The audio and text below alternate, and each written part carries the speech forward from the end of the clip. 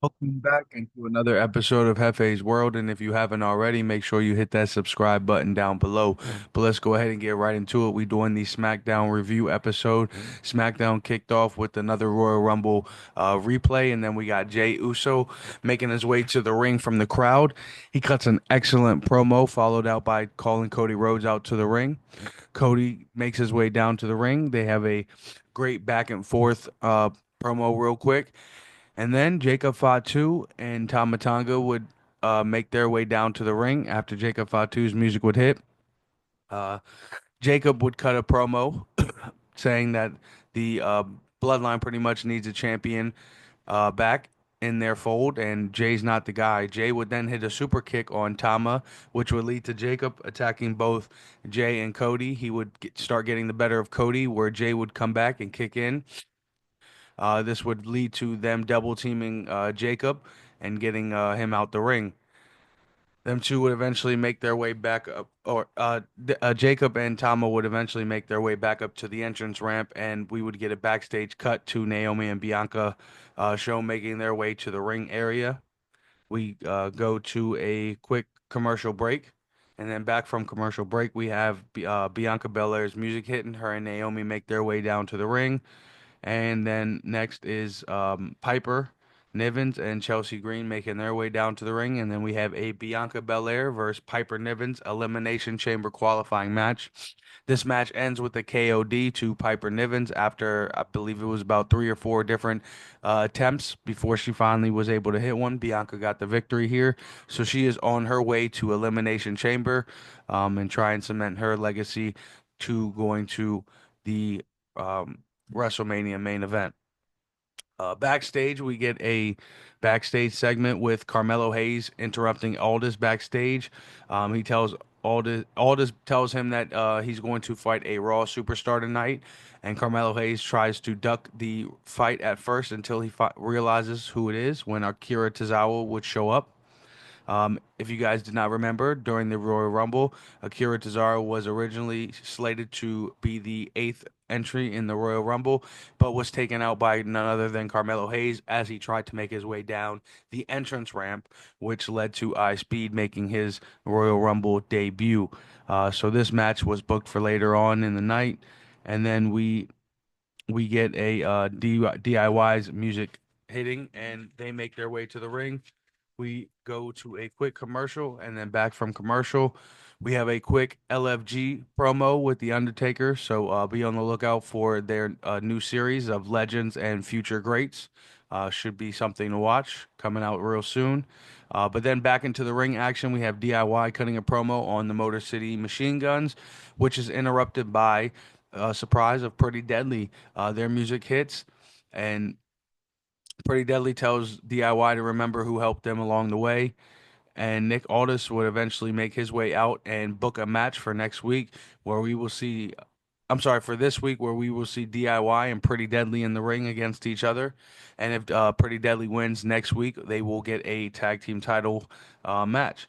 Pretty Deadly did end up winning this matchup um, with some help from the ropes. It was a nice little roll up, but either way, nonetheless, they are slated to get a match next week with DIY.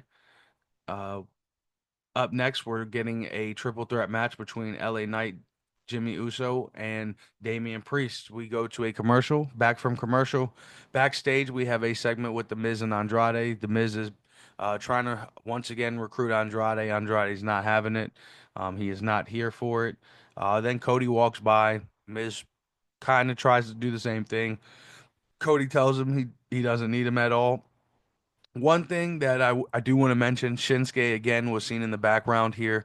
So I'm curious to see what's going to happen with Shinsuke and this whole WrestleMania thing. Will we get something played out? A few weeks ago, we saw him behind Jimmy Uso.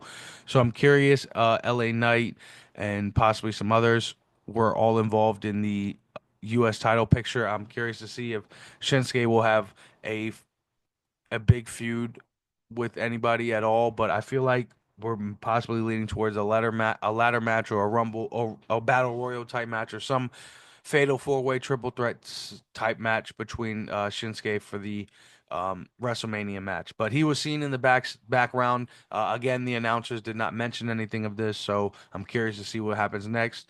But after that whole segment, Drew makes his way down to the ring. Drew cuts a great promo, followed by Jimmy coming out to the ring, cutting his own promo. And then after that, of course, LA Knight will come out to the ring and he cuts a great promo first on mental health. As he makes his way down to the ring, he continues his promo on the guys in the ring. And then, of course, we finally get the triple threat match between Drew McIntyre, Jimmy Uso, and LA Knight. This is an Elimination Chamber qualifying match, a great triple threat match between these three guys. Drew ends up winning this match with a Claymore after LA Knight hit the finishing move on Jimmy right from behind. Drew would capitalize with the Claymore to the back of LA Knight, getting the victory 1, 2, 3.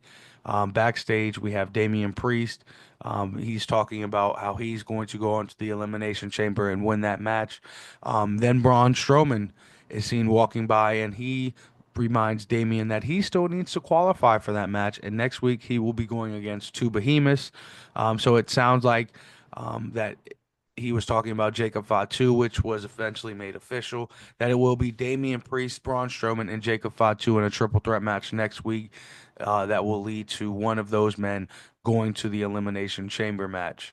Um, After the whole Braun Strowman and commercial break, uh, Kevin Owens is shown in his car cutting a promo from his car once again regarding Sami Zayn. And then after this, the announcers from SmackDown have announced Sami Zayn is out indefinitely. I do believe this is another thing. As for Roman Reigns, this is a way to keep these guys away from things as the bill for Elimination Chamber hits, and then we really start to get that bill for the WrestleMania matches. I believe Sammy will return either right that week, right before the Elimination Chamber, or right after. The same with Roman Reigns. These guys are out indefinitely, but we all know what the case is. They just need time to build the stories and sell the injuries, of course. So with that being said, the next thing that happened was the Alpha Academy music hit, and we are on the way for a Takira Tozawa and Carmelo Hayes match. Carmelo Hayes music hit, and he made his way down to the ring, but of course he cut a little promo on his way down to the ring. Akira Tozawa would attack Carmelo Hayes from outside the ring before this match got started. These men would eventually get back in the ring.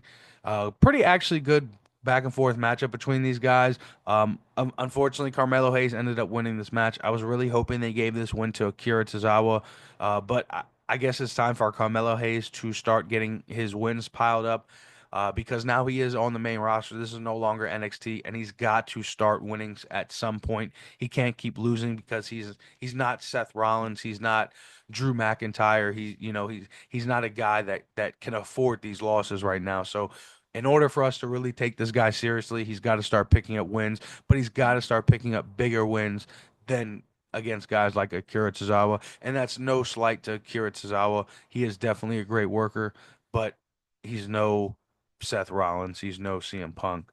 Um, we had another commercial break. Back from that, R-Truth was shown backstage with Jay.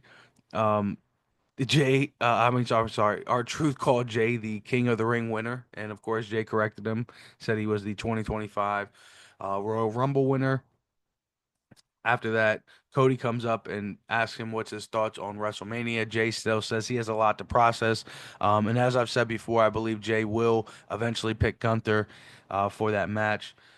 After this, Charlotte Flair makes her way down to the ring, and she cuts a great promo on her Royal Rumble wins and who she wants to face at the WrestleMania as far as between the Raw Women's Champion Rhea and the NXT Women's Champion, as well as Tiffany Stratton. Tiffany would eventually make her way down to the ring. They would go back and forth for a little bit, of course, and Charlotte would eventually call Tiffany Stratton a child. If you guys remember, she already called Rhea a kid. So they had a great back and forth. Eventually, Nia Jax's music would hit, and she would inform Tiffany Stratton that next week that she will be facing Tiffany Stratton in our nation's capital, 1-on-1 for the title. So it could possibly be even Nia Jax who Charlotte has to choose between. So we will see what happens during that. Alexa Bliss's music hits. And and then we hit a commercial. Back from commercial, we have Alexa Bliss versus Candice LeRae for the Elimination Chamber qualifying match. Of course, none other than Alexa Bliss eventually wins this match. This was, of course, another one of those great women's matches, great back and forth action between these women. But we all knew the end result here. It's time to start pushing Alexa Bliss. Even if she doesn't win the Elimination Chamber, she needs to be in that match, of course, now that she is back. Backstage, we have a segment with Chelsea Green and Piper Nivens.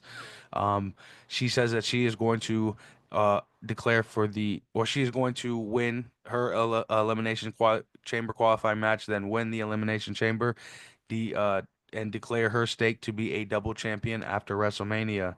Michin and BFAB are shown pulling up next, saying that Michin is still coming for the U.S. title, and then a surprise of Zelina Vega. She pops in and says that she may just as well throw her hat into the ring as far as challenging for the U.S. title.